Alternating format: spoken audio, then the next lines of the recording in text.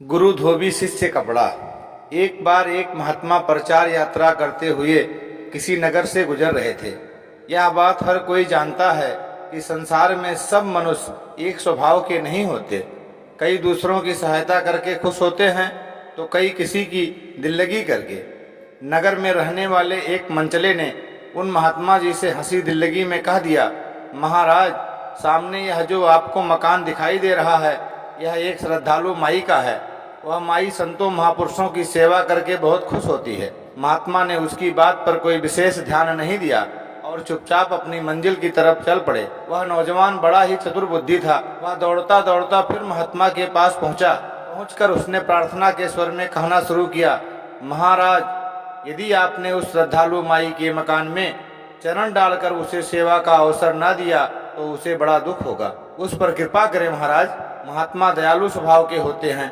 उस नौजवान की प्रार्थना पर वापिस उस माई के मकान की तरफ चल पड़े। वास्तव में वह मकान एक बेश्या का था। महात्मा मकान के सामने जाकर खड़े हो गए। बेश्या की दासी को जैसे ही उन पर नजर पड़ी, उसने अपनी मालकिन को इस बात की सूचना पहुंचा दी। बेश्या ने जब महात्मा के द्वार पर आने की बात सुनी तो उसके मन में खलबली मच गई।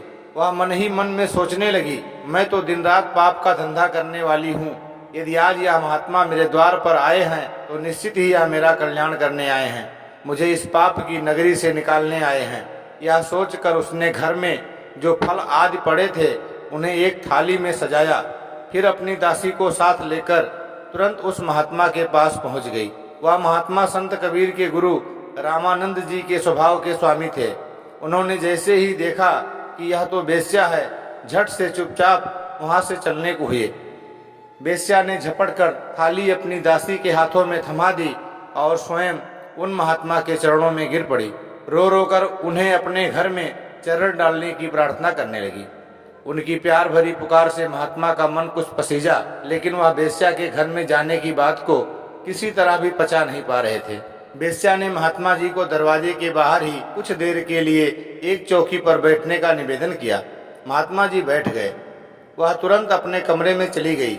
2-4 मिनट के पश्चात 2 कपड़ों को महात्मा जी के आगे रखकर पूछा, महाराज, इन दोनों में से कौन सा कपड़ा धोबी को धुलने के लिए दिया जाए?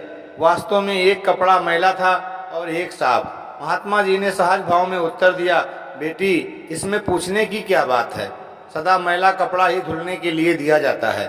उस बेश्या ने बड़ी नम्रता से कहा, महाराज, आप महात्मा महापुरुष भी तो एक धोबी के समान ही हैं और मुझ जैसे पापी मैले कपड़े की भांति हैं।